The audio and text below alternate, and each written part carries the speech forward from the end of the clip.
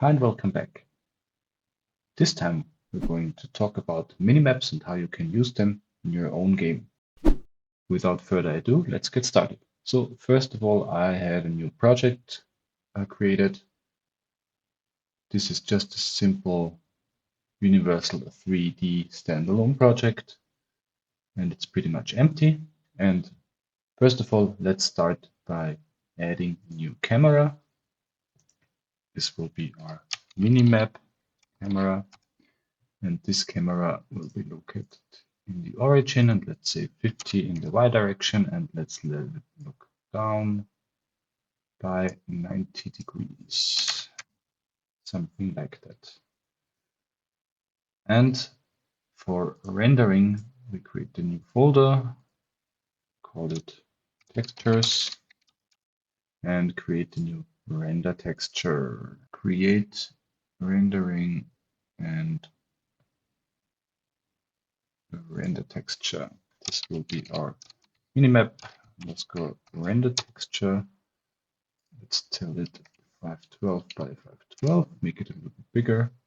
And on the Minimap camera, just tell the camera to render everything into this render texture. So our Minimap will be shown here. Let's set up the environment, create an empty game object, call it environment, create a new floor, 3D object, plane, will be our floor plane, and let's create a player cube and bring it up by 0.5.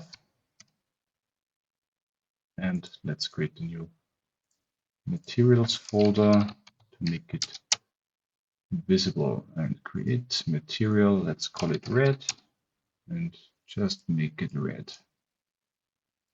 Assign it to the player cube, and we're now clicking on the render texture. We see that our camera already is filming our player cube. Maybe let's just move it down a little bit. Minimap camera to 25. Yes, that's looking pretty good. And now we have to show our minimap. Let's create a new raw image. Canvas raw image. This will be our minimap raw image, and assign the render texture here.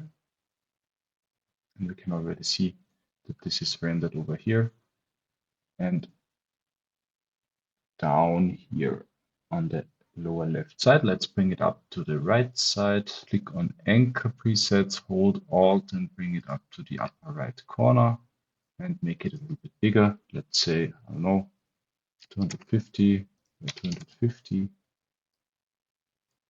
and minus 25, something like this. So you can see that our minimap still shows the skybox. This is the dark grayish area here. So we should actually avoid that because we only want to see our player and not the skybox around that. So let's go to the minimap camera, click on background type, make it solid color, and make sure the alpha is set to 0. And as you can see now, we see the minimap here, the shadow, the player. And if we now move our player cube,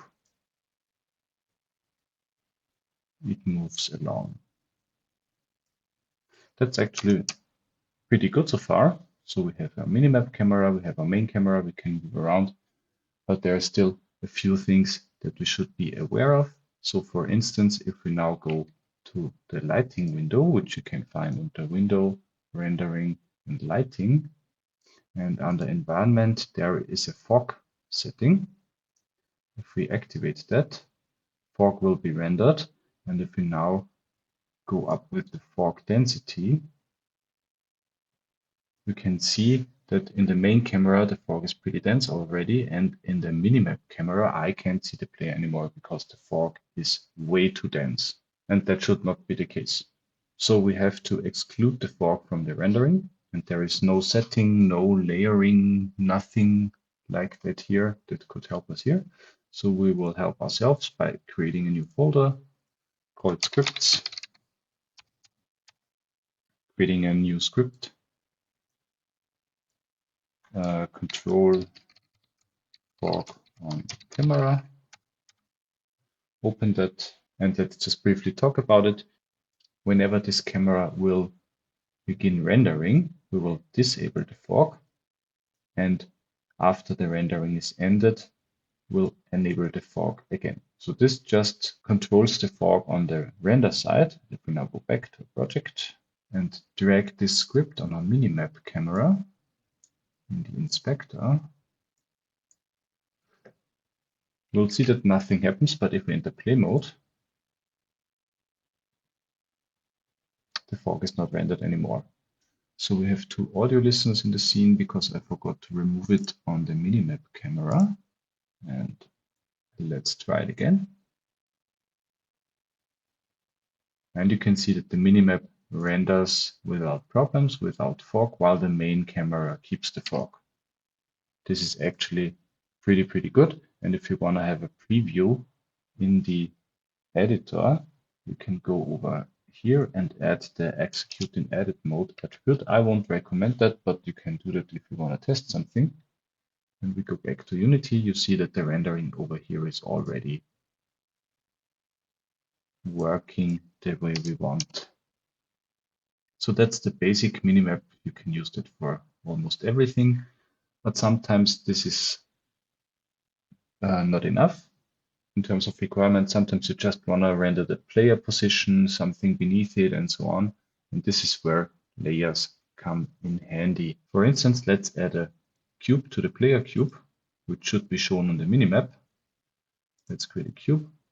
Let's call it minimap cube and make it a little bit bigger. For instance, like, I don't know, 3. Remove the collider. This should just be a visual and create a new material. For instance, make it black. And make it unlit. So it's not affected by the light settings. Let's make it black over here. And put it on a separate layer. So the minimap cube, black material, and create a new layer. Yeah, let's create one. We can use one of the existing and let's call it, let's take number 10, minimap.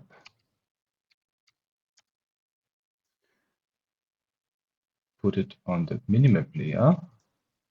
Tell the minimap camera to only render things on the minimap layer and tell the main camera to not render the minimap layer. So whenever we move our player cube now, the black cube moves with it. We can also go over here and make it orthographic.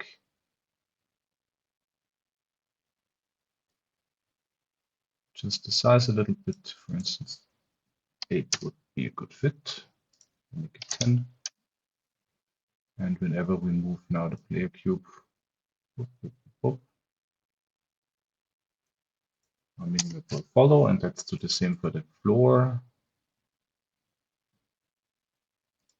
Playing down here, this will be the minimap. You can use whatever you want for that. This is just a simple setup. Remove the collider, won't be needed here, and add the another unlit material. I'll just duplicate black and make it white. Oop.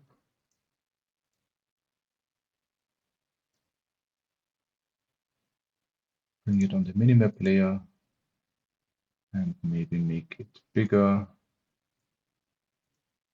Yeah, let's say 3. And we have our player cube that can move around on our minimap. And sometimes you want to have the camera to follow the player. So we can just reparent the minimap camera to the player cube. Place a few environmental cubes here, just to have a different view of things. Let's move it to 4, another one to -4, another one to -2 and 2, and this one to -2. Just to have a slightly orientation help here, move these cubes to the minimap layer 2, because they should just be on the minimap. They should have a representation then for the real objects too, but just to have something on the minimap. And let's move our player cube around, and you can see that we're actually moving around. So there is still one limit that we're not talked about. For instance, if you move into the Y direction, this does not affect our player at all because we're orthographic. Well, usually you just duplicate this. This is the same and just reparent it.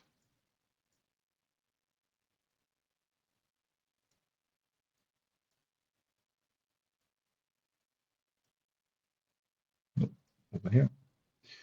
Make sure that parent objects are not on the minimap layer, but on the default layer. And as you can see now, we can move around the objects. We can even move the child objects on their own. And as soon as we move our player cube, which is now represented in black and not in red, even though the fork is active, we can move around here. You can just skip the whole fork thing if you're not using fork at all. But if you're using fork, this may be a good way to implement your minimap.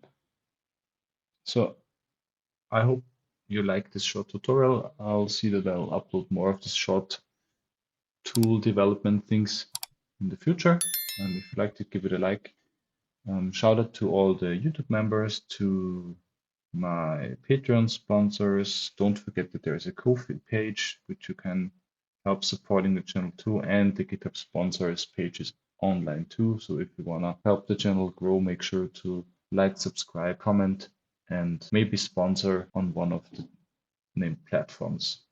So thank you for watching, and I'll see you in the next video. Bye bye.